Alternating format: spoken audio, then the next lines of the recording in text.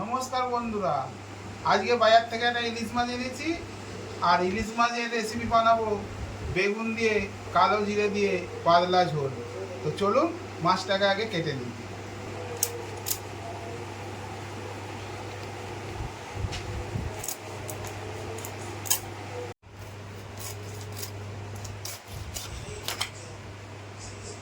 মাছটা দেখুন, একদম টাটকা, খুব সুন্দর মাছ। আমি রিং পিস করব।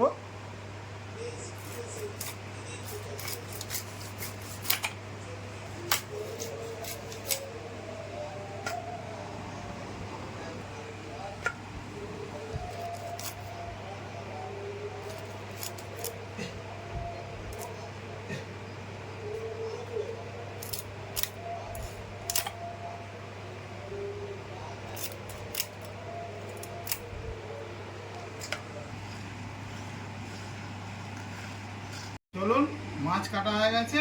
এবার আমি মাছটাকে ভালো করে ধুয়ে নিই। মাছটা ভালো করে ধুয়ে নুন হলুদ মাখিয়ে নিয়েছি। কালো জিরে দিয়ে পাতলা ঝোল হবে। বেগুন কাঁচা লঙ্কা কেটে নিয়েছি। উনুনে কড়া বসিয়ে দিয়েছি। কড়াই দিয়ে দিচ্ছি সর্ষের তেল। তেল গরম হয়ে গেছে, মাছগুলো আমি হালকা করে ভেজে নেব।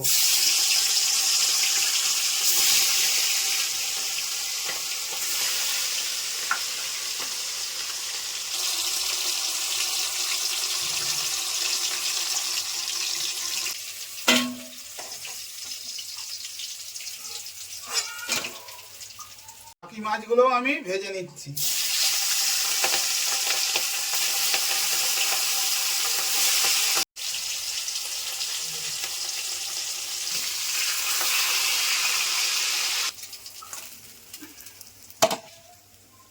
মাছ ভাজা হয়ে গেছে, ওই তেলে আমি বেগুনগুলো ভেজে নিচ্ছি।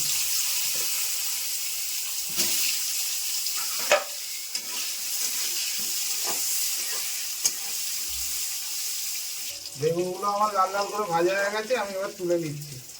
মাছের সঙ্গেই তুলে নিচ্ছি।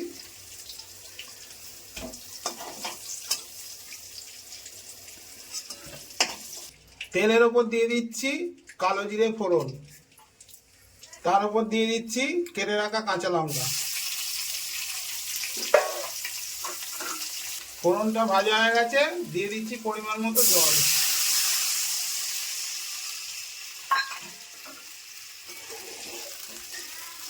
দিয়ে দিচ্ছি পরিমাণ মতো হলুদ গুঁড়ো, পরিমাণ মতো লঙ্কা গুঁড়ো, পরিমাণ মতো নুন।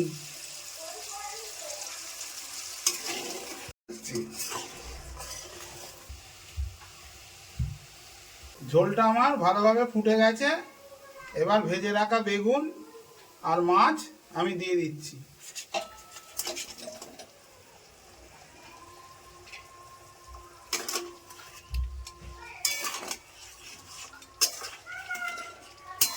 সব কিছু আমার দেওয়া হয়ে গেছে। এবার খানিকটা আমি ফুটিয়ে তরকারিটা নামিয়ে নেব। কালো জিরে বেগুন দিয়ে ইলিশ মাছের পাতলা ঝোল। এতে কিন্তু সরষে বাটা ফরষে বাটা লাগে না।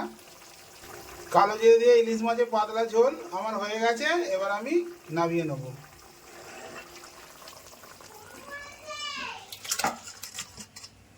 আপনারাও বাড়িতে এইভাবে বানিয়ে খাবেন, খুব সুন্দর লাগবে খেতে।